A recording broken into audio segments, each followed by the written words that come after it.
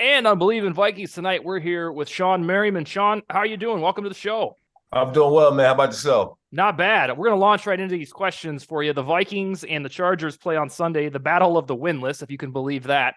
And my first question to you is, how much is it in a player's psyche that if you dip into an 0-3 hole, most teams don't come back from that? Is that well known this week or what?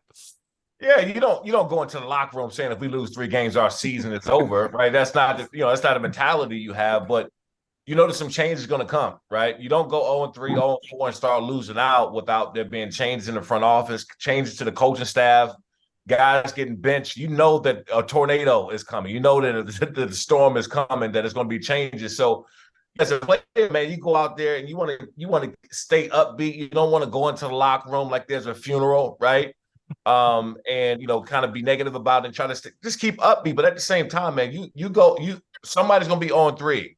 And there's going to be changes from top to bottom. So, hey, Bryant, in 2005, that was a Love Boat season, by the way. The Vikings started 0-2. They had 12 turnovers in 2 games. Bryant, do you remember what the mindset is when you're 0-2 heading into almost a desperation early season game?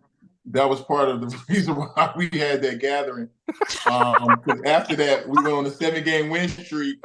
And it turned the morale around, and it was us against everybody. So it kind of served its purpose. Well, that is gold. All right.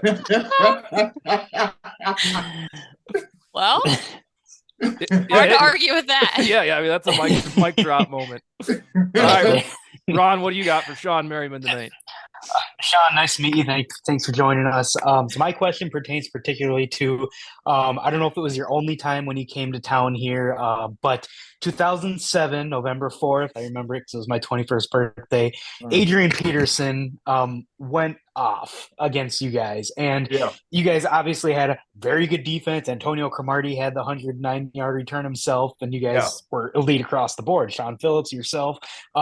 So what do you remember about that game, and what made it so difficult to stop him? Obviously, we knew what he would become, later on in his Hall of Fame career, but as a rookie, what was it about that game that left an impression on you? Well, I just remember seeing the back of his cleats flash. Right? That was it. It was one of those things, man, where obviously I played with LaDainian Tomlinson, and so I'm used to seeing great running backs day in and day out, guys working. But it was something about Adrian that day that I haven't seen out of anybody, and it was almost like he got angry after contact. It's like someone tried to hit him, he just started to run harder. And me personally, I'd never seen anything like that before in my life. And so fast forward, I did actually at Tim Tebow's event, like a couple of years later, we were going to plan Tim Tebow's charity golf event. Adrian Peterson, the AP sitting behind me. So I said, you know what? I got to get this out the way, dog. What happened? Who said something about your family? Who slapped your mom? Or something? Like something happened before that game, because I'd never seen anybody run that angry before in my life. And his response was, it was basically like he wanted to show up LT. He wanted, like LT was on the opposite sideline, and he wanted to come to that game, and he wanted to show, he was one of the best to do it, because he was grew up watching LT. And so I ended up texting LT, and I said, thank you. I appreciate that, right? Because it was your fault that AP went that way. And just kind of it was something to see, man. I mean, even being there on the field at the same time and watching that in real time, it was like I've never seen anything like that. Bryant, you said a couple times on this show that you could tell from Adrian early on, even before that season started as a rookie, that dude was gonna be good. Do you have any additional memories about the game Shawne just mentioned? No, I just remember it being like a real physical game. I knew they had a great defense, and I knew that AP had the potential, but I didn't see like, him, getting like the 290 something yards. But I knew he had the potential to be great. All right. Shawne, what was you guys' reaction after that game? Oh, Brian? Ours? Yeah.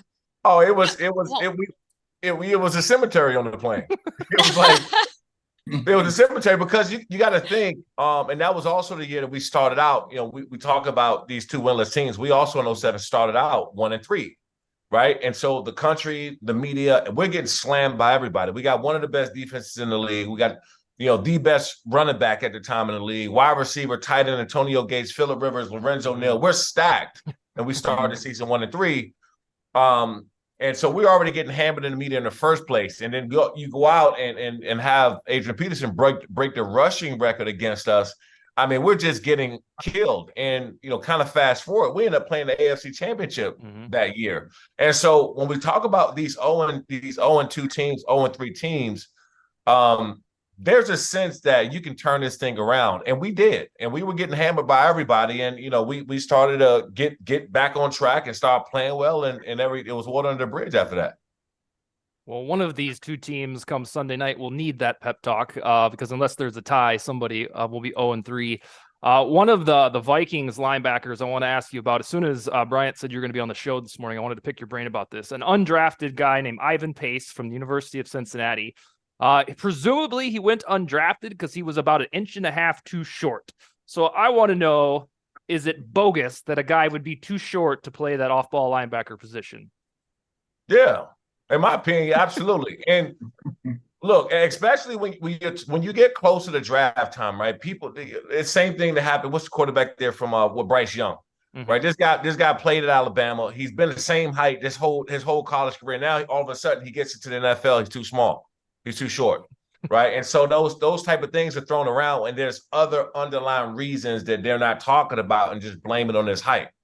But of course not, man. I've never look. London Fletcher, right? Who should be a Hall of Famer one day. He was undersized and everything. That the people want to say that he can ball. I don't believe in this day and age, especially when they're passing the ball and it's a less physical game. Now, back in the day, if you undersized and they running, power and I4, heavy set at you downhill 30 plus times a game, that may play a factor. But nowadays, you can be a little undersized at linebacker because it's about speed and how well you do in open space. Yeah, we just all found it so odd because it wasn't like nobody had ever heard of this guy. It was during, mock draft season, which is pretty prevalent from February to April. He was going 3rd round, 4th round, 5th round. And then 32 general managers said no thanks. And we kind of knew he was going to be good. The preseason came along. He was good. And then the first 2 games of the regular season, it was like, what were all of these 32 guys thinking that they wouldn't even give him a chance? And I mean, there could have been more than just height, but at 5'10 and a half, 5'11, he's certainly undersized, but it's cool to see him blossom now. Yeah, but you got to look at it too. If a guy's slated to go 3rd or 4th round and he slip out, what happens is in a lot of these pre-draft talks and one teams, like certain teams are trying to get you to slip. And these things are coming out because they're trying to get you to slip. And, maybe it could have been something against an agent he had. Maybe it's something, there's a lot of underlying things that happen that it's really never going to be made public because they're talking about that in the war room. Those are in-house meetings that happen, and you just don't know the discussions and the conversations they're having. But a guy to be going, slated a 3rd or 4th round pick, as good as he is, and his playmaking ability to go undrafted completely, you got to think that there was something more there than just his height. Amen. Raun, what else you got? Yeah, so kind of keeping on the draft process. Obviously, you were a 1st round pick, and I don't know how familiar you are with this, but you were essentially inadvertently part of that Eli Manning trade, because when Eli refused to go to San Diego and acting like the little baby that he was that time, in my opinion, San Diego got the better end of the deal because they got Phillip Rivers, who I think is a better quarterback. They got yourself and Nate Kading, so 3 Pro Bowlers in the process. Did you ever take that personally in a sense that you got drafted to San Diego as a pick that was the Giants? Did you ever take that or any edge in how you played the game whether or not you played them? So, I saw everything happen. I knew the reason why it happened. Archie Manning and everybody kind of stepped in and didn't want Eli to go there. I didn't know how big it was in San Diego, how much of a slap in the face it was until I sacked Eli Manning my rookie year. I never heard the crowd get so loud, and I've had sacks already at that point. I never heard the crowd get so loud, and I went out and it was like it was a parade. It was like a parade that we got him, right? And that's when I understood the magnitude of what happened and how the Charger fans hated this dude. So still to this day, you bring up Eli Manning's name in San Diego, forget about it. Just leave the place, right? You got to get out of there because he's that hated. And so I just remember there's a really, really cool picture of me standing over him, looking down at him as he's getting up, right? And it's iconic because that picture is all over sports bars, lounges in San Diego to this day because of the hate that they got for Eli. That's excellent. All right, Shawne, I got one more for you, and then after that, I'll get a prediction from you for Vikings-Chargers. Now, I write about the Vikings for a living, and this week I've studied up on the Chargers, in particular the numbers, and I can't figure out, good sir, why the defense has had its problems through 2 weeks. Because in terms of big names, it's Joey Bosa, it is J.C. Jackson, Khalil Mack, our guy Eric Kendricks, Asante Samuel. In the 2 games that I think you've watched, why can't this defense click? I just think that they're doing too much. I was fortunate enough to come into the NFL and play for Wade Phillips, John Pagano, Greg Manunsky, Marty Schottenheimer. They wanted you to go out and make plays, right? Yeah, you got your strong and weak side. You got to get your initial pre-snap keys and things like that. But that was it. Once you were lined up and going, you got your, if something goes from weak to strong side or left to right side, whatever you want to say it, you make those changes. You're done. You line up. You play football. You go in your gap. Do what you're supposed to do. I'm watching the Miami Dolphins game, and there's checks for a check. Every time you see it, and before you know it, they're snapping the ball, and they're not ready. They're not playing fast. And they need to scale it back. That's my from my just watching the games and see how much they're doing. I think they're doing too much thinking and not letting go. You don't have to put too much in there when you got Joey Bosa and Khalil Mack, right? J.C. Jackson, Derwin James, Kendricks, like you said. Kenneth Murray's playing well. You don't have to do a whole lot. You got to let those guys line up and play football because one-on-one, they're going to beat most people, right? And so if you go out there, you're doing too much, you're having an audible or check for a check every time the offense, go into a certain formation or they go to motion, you got a whole new defense in the way that you're calling. And so when you do that, a lot of these guys aren't going out there playing fast. And that's the biggest issue that they're having right now. They're just not playing fast. All right. And the last thing, I fully expect you to take the Chargers, but give me a prediction and a score. I think the Chargers win by 10. Wow. And I know they just, the Vikings, they just brought in is that Cam Akers deal? Did it go through? Yes. Mm-hmm. And I think that was a smart move for them because, losing Dalvin Cook was a heavy hit for them.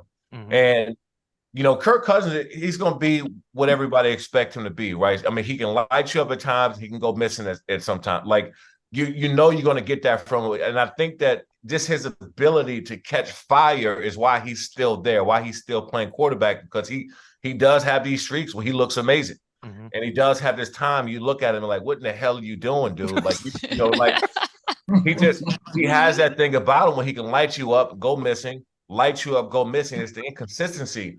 But the reason why he's there and he's a start quarterback, he has been because his ability to light you up when he's on fire. Mm-hmm. But I think that what they're noticing now is that you got to have somebody back there in that backfield that's going to tote the rock and give you some sense of security blanket. Kirk Cousins is not going to do that. You need a safety blanket back there. By them bringing in Cam Akers, I think, fix the problem for them. Now, I don't know how fast he's going to get the playbook down or how many reps they're going to give him. If they can get him in some situation, they'll get him 10 or 15 snaps, whatever it is, just so they can get him going. But that is a big addition for them to have. All right, Shawne. Well, we appreciate the time. Let's see. The rest, if you want to stay on, we'll talk the rest about the matchup. But have a wonderful night. And again, thank you for joining us, Shawne. You got it, my man. Thanks for having me. Thanks a lot. Thank you. Appreciate All right, it. guys. Appreciate it. Later. All right. All right, we'll stick on that topic with. He's a great guest. He is, yeah. He was the best. I told Raun off air, I asked that question about an undersized linebacker. He's the opposite of an undersized linebacker. He's 6'4", and was he 260 back then, Raun? Probably still now. Yeah, like 6'4", 260-ish, somewhere there. What was it like going up against a player like that, Bryant? Obviously, it was early on in his career, but he's guys like him. I stand-up I had to be more focused and in tune to the plays and just really just be focused in. So the better the player was, the better I played. Right. All right, let's chat on the news of the day. Cam Akers, it's Vikings-Chargers in four days from now. Sally, I think you saw this tonight. The Vikings gave up a 6th round draft pick for Cam Akers and a 7th, and this is all in 2026. So Wait, is it a 6th? And I thought it was just a pick swap in the 6th. Yeah, no, the Vikings get a 7th and Cam Akers for a 6th. Oh, I thought I read it as they swapped 6th rounders. Oh no, I'll have to go look at the for- graphic again. Hold on. That's what I thought too, Ron. But I'm probably wrong if you guys both think that, but let me fact check that after I get Sally's response here. regardless, it's a very Yeah. small price to pay. Okay. It is, and it's very sad. It could be a higher Madison- pick. Yeah, Alexander Madison presumably got 2 games to prove that he could do the RB1 thing, and I don't think they're going to abandon him or anything. But they hardly ran the ball at all, and now they've gone to Akers for at least an RB2 solution, perhaps RB1, and low risk. Sally, do you like it, or do you think it'll be kind of like Blacklock or Rager, where it's like, well, we tried? Honestly, I don't mind it at all. They've got to see if something sticks on the offense to get it going, and if Cam and Madison can rotate carries or whatever they figure out is going to be the best method there. I don't mind it at all, especially since they're really not giving up anything. A 6th round or a 7th round, whatever the actual thing is. I mean, most of the time those don't pan out anyway. So no big deal. They've got to do something to right the ship here. So I appreciate them at least trying. The Vikings graphic posted on social media says, I forgot the conditional part. So it's Cam Akers and a conditional 2026 7th rounder to the Vikings for a conditional 2026 6th rounder. Oh. I don't know what the conditions are yet. I'm not that up with the times getting ready for this show. So yes, it is a low cost no matter how you dice it. Let's see. Let me go with Bryant. How much can an in-season trade jolt a team? It can help, especially if you're not doing good. It can help because there's new energy coming in, and then it gives people like a second chance of hope. Like especially in the area where you were weak or slacking in, so now you're like everybody's kind of like hoping this person can come in and make a difference. So it can help. What do you think it does? Obviously, with offensive line, I feel like it's maybe a little bit different because you're not worried about like your stats and stuff as far as. Being a running back, you're kind of dealing with different stats there. So do you think a RB1 is going to be more intimidated by bringing Cam Akers in or motivated? It should make him more motivated to like stay RB1 and just have it be in rotation with, the other RB that's coming in. But it should adding him should make everybody step their game up. The one that's coming in to take over it, win that position, and the other one to fight him away from, winning the position, so. Yeah. Is it ever awkward when that happens? I bet.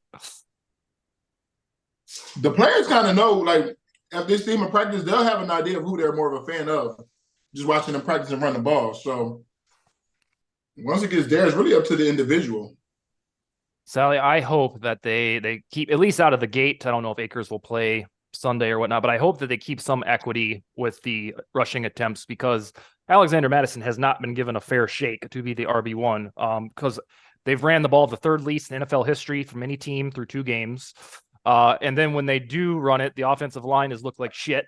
And then 3rd, they've played against Vita Vea and Jalen Carter, the 2 of the best interior defensive lines in the NFL. So I don't think this is RIP to Madison's RB1 job, but it's certainly they are indeed, I think, looking for a kickstart. And if it comes from the way of Akers, a 2nd rounder in the 2017, the 2020, 26. 20. No, I was talking about where he came from. I think it was the 2020 NFL it was draft. the Jefferson year. Yeah. Yep. And he was the running back Florida State that took over for Dalvin Cook. So now he's taking over for Dalvin Cook with the Vikings. Interestingly enough, Ron, your take: Akers to the Vikings. Is it a nothing burger or does it get you rejuvenated? I mean, I like it. I'm a big Akers fan ever since his days at Florida State. Obviously, the last year and a half or so, there's been something weird going on with him in LA. I know, like, it sounded like he had mental health issues or whatever, that he was away from the team. And then he came back and he was dominant last year. And then all the offseason, they don't bring in anyone else. And it's like, oh, he's going to be the RB1. But clearly there was some disconnect with him and McVay one way or another. Obviously, it's not bad enough to the point where McVay is is getting rid of him to, like, obviously O'Connell and him are familiar with each other, like going back to the what days in Washington, or so he wouldn't just send him somewhere, without having like good faith. I'm assuming that there's some sort of connection between the two of them. So I think it's a good for Akers for the new situation, but also good for the Vikings because you're getting that buy low. It costs nothing. It's even on whatever the rookie deal is that he's on. It's cheap. It's the difference between who's a 6th round pick versus 7th round pick. And unless you're hitting on Tom Brady, it's the difference between a Willie Beavers type player to an Oli Udoh type player. So big deal. My question is this to Viking fans: does it look like that the starting running back wasn't getting the job done, so that's why we had to do somebody else? I think more so ball security would be the biggest concern because, like Dustin said, we faced some difficult fronts the first couple weeks and just haven't been able, or our offensive line struggled, which, in a way I'm more happy with bringing in Dalton Reisner. Like, we're getting to that in a second. Me is so but the fact that they're making moves, like they have this cap space and they're not just sitting on it. Like it's a low risk, high reward type move to get Akers, and I'm a big fan of it. So even just in a committee type role, like I'm not saying he's going to take over from Madison, but he has more explosiveness. Like he has a lot of that Dalvin Cook in him the way he runs. Let's about 6-7 weeks ago, Bryant, the Vikings were working out running back seemingly every day, whether it was Kareem Hunt or Mike Davis, kind of these veteran running backs. So we kind of saw the writing on the wall that they wanted more experience or depth. And then they ultimately signed a guy named Myles Gaskin from the Miami Dolphins after he was cut at the 53-man roster trim down day. And we thought they were set. And then they've showed up to this season and hardly run the ball at all. I mean, if you were playing Madden, like the Vikings are throwing more than you would throw the football in a Madden football game. They're throwing it 79.5% of the time, which just isn't sustainable. It's fun, I guess, if you're winning, but it's not sustainable. They were behind a lot too, though, weren't they? In the second game, yeah. But they didn't even throw it when things were still even Steven against the Bucks. It just it's one of those mysteries because for a lot of our lives here, Vikings football has been defined by, Adrian Peterson or Dalvin Cook doing his part up front. And then, by the way, you've got Randy Moss and Justin Jefferson and Stephon Diggs do the rest. But we just these 2 games have been like, nope, we're not even going to bother running the football. And then when they do try to run, it's either a fumble or some stupid shit happens. Yeah. So, and this is after 8 months of an offseason where everybody associated with the team said we're going to be running the football more this year because we want play calling balance. And then it just hasn't happened. But here we are. Dalton Reisner was the big news before the Akers news. And Sally, I'm going to ask you about this guy. He is a connection to Chris Cooper, the Vikings offensive line coach. That man was an assistant offensive line coach in Denver. So evidently the relationship was there. And Dalton Reisner does one thing that we don't know about very well. He protects quarterbacks better than he run blocks. It's like the complete opposite of what we had in this town for 10 years. So the Reisner move plus the Akers move, are these things that are like, all right, well, we're still kicking here. What are you thinking? Well, again, I mean, it can't get much worse, right? So I like it. What confuses me about it is he came for a visit in August, came to the facility, hung out for a while. We already knew about the connection with the offensive line coach. So it seemed like it would be a good fit. And for whatever reason, he left and he did not get a deal. He also didn't get a deal with any other teams, which I've always been perplexed by because he was seen as the top free agent as far as offensive linemen went. And he is only 26 years old and he was a 41st overall pick. So I'm still very confused as to why he is available week 3. But I mean, I'm glad that they did something. And as far as I understand, it's pretty low risk. It's not guaranteed money. So if it doesn't work out, again, pretty low risk. So I'm here for it. Yeah, myself as well. And plus everybody in the Vikings orbit has been calling for this pretty much since the meeting happened. And then when Ingram caused a fumble on his own teammate, like we laughed about last week, I think everybody's all right. That's enough. Let's go get Dalton Reisner. And then they went and did it. So Ron, I want you to predict when and where this man plays on the Vikings offensive line. So I think he gets some run this week. I don't think he'll start, but I think he'll be mixed in. I I tend to believe that they'll keep him on the left side, and I think Ezra Cleveland's the one that's gonna kind of be out slash push to that. I think Ezra Cleveland is more of a left tackle, anyways. Like I don't think he ever naturally fit. At least with Ed Ingram, while he has a lot of mistakes and a lot of faults, he seems more of a mauler type player. Cleveland doesn't have that in him. Like he gets Ed Ingram misses blocks, he doesn't get pushed back.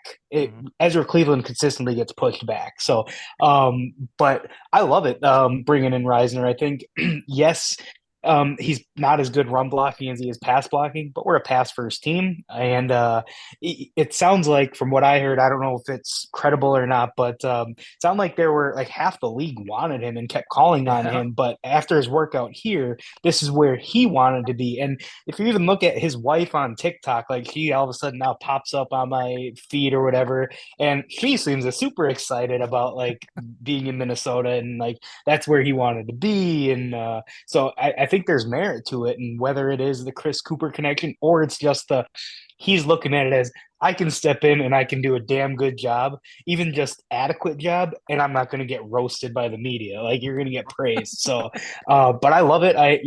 When he came out of the draft, I think he was the same year that Bradbury got taken, and I remember like I just wanted one of those two. Like we needed offensive line. So again, it's a low risk, potential high reward possibility. Ideally, I know he's capable of playing on the right side. He played some center at Kansas State as well, but I think with his familiarity in the NFL, I think you just leave him at left guard, and then you let Ezra Cleveland and Ed Ingram battle out that right guard spot, because neither of them have been barn burners as it is. So it's like, let's let the one guy stay at his position. Let's put him next to Sawh, and let's kind of have a mini version of the McKinney's days with him and Hutchinson. Now I'm not comparing Reisner to Hutchinson by any way, shape, or form.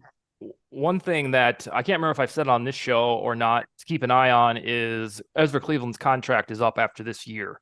So this could be a way, if they don't, I don't know, maybe they love Cleveland, they want him back. If they don't, this is a way to get Reisner in the door and then presumably bring him back if this 15-game audition goes well, because he'll probably be a little bit more affordable than Cleveland would be and more of a pass blocking guard, even though Ezra Cleveland out of the blue here has been a pretty darn good pass blocker all of a sudden. Also, Ed Ingram is this regime's guy. Ezra Cleveland is not. Yeah. So they may very well give Ingram all the chance to fail, which, again, it's apples to apples. It's neither one of them were great. So again, which is why I just leave the guy where his comfort level is and let the other two figure it out.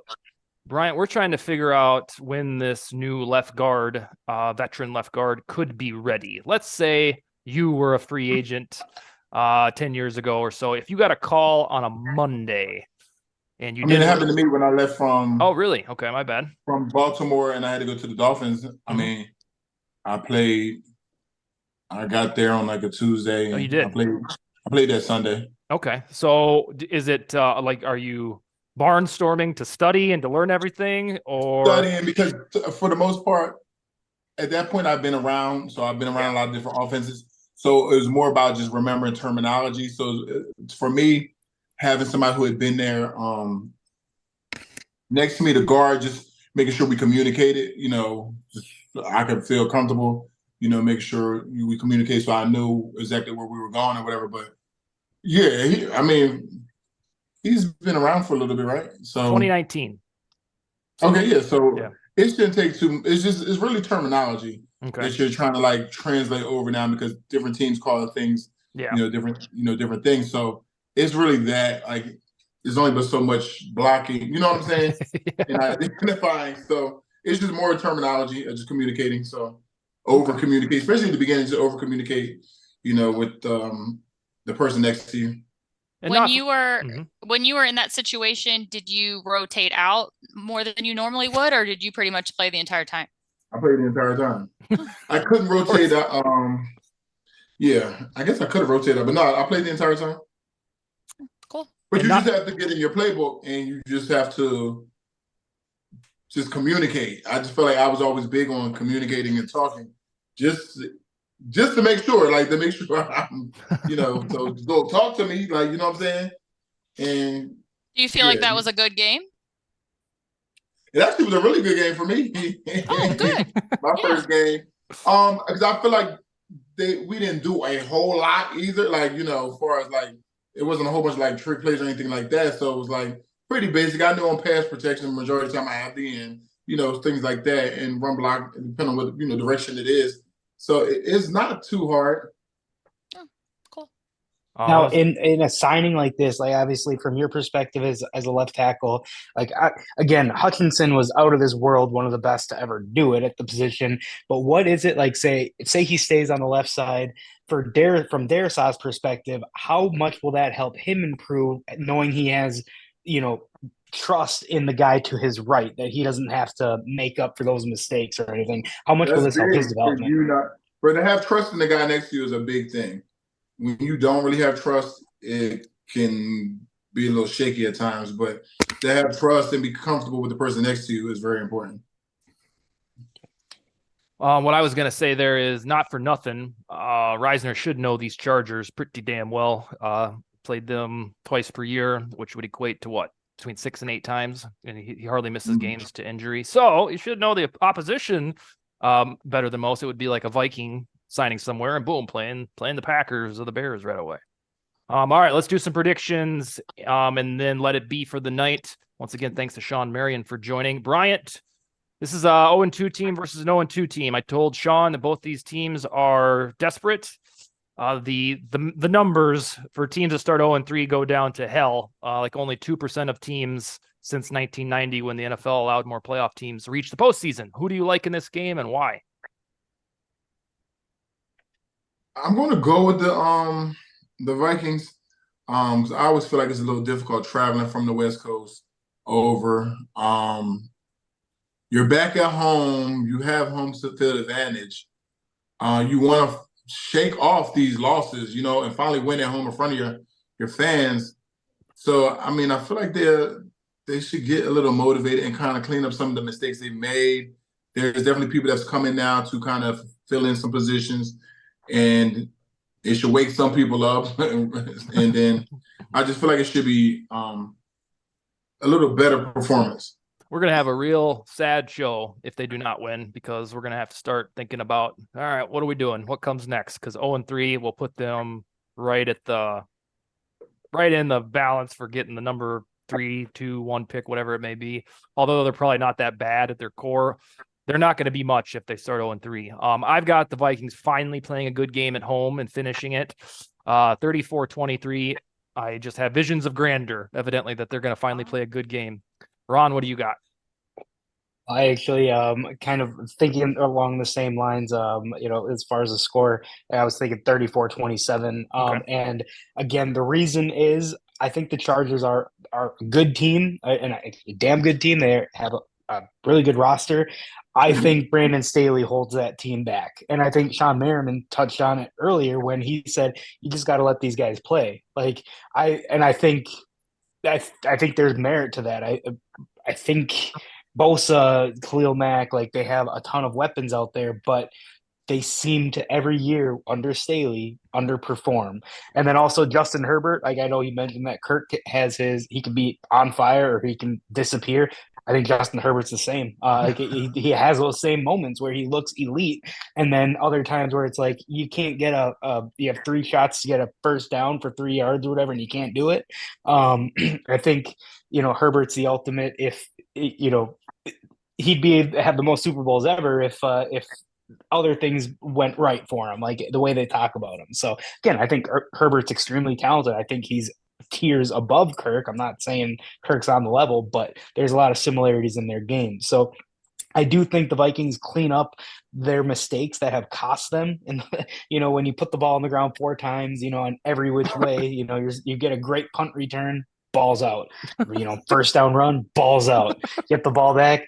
Ole Udo just, is Ole Udo, and Kirk gets smoked. So I think they put together a good game plan, and I think Jefferson eats again. I don't know if the running game is going to have much success again, but I think it's going to be a high scoring affair. And I think that, again, limiting the mistakes. If we don't beat ourselves, again, that could change come first quarter. Madison doing his best Dalvin impression, leaning forward and fumbling the ball. That could screw everything up again. So, but I do, 34-27 is what I'm seeing is, again, a high scoring affair. Yeah, from what I told Shawne, I challenged fans just for the heck of it to pull up the Chargers depth chart on defense, and is obscene the amount of good players they have on that defense. It's got better named players than the Bucks, and we were kind of surprised how many good dudes they still have. All right, Sally, with 2 minutes before the horn sounds here, what do you got? Well, listen, they just had 10 days off. Let's hope that maybe Brian hit them up on the DL and gave them some recommendations for a boat on Lake Minnetonka, and we're going to turn this thing around. Unfortunately, I just don't see it. I didn't see really anything from this team that makes me believe that they're going to light a fire on this Sunday. I know that they're not going to keep averaging 3.5 turnovers per game. At least you hope not. But I just don't see it. I don't know. I just feel like something is missing from this team. I really hope that I'm wrong, but I do think the Chargers are going to win. I'm going to go with 31-24. Will you be excited all over again if they win, or are you kind of just thinking that the core is somewhat rotten? We're in such a weird spot right now because we thought they were going to be 1-1, and they're 0-2, and we're acting like, the sky is falling. We're very lucky that all the teams in the division lost last week. Yeah. So, I mean, if they can win you don't know if the division stays in this position, they could win with not that great of a record and get into the playoffs, and they could turn it around and have a great second half of the season. But right now, I mean, if they lay an egg this Sunday, I think there is something wrong with the core. Okay. All right, guys. We'll be back in 1 week, no matter what, to talk about an 0-3 team or a 1-2 team that goes to a somewhat easy opponent thereafter in the Carolina Panthers. So you guys have a wonderful week and weekend, and Skol Vikings. Later, guys. Bye, guys.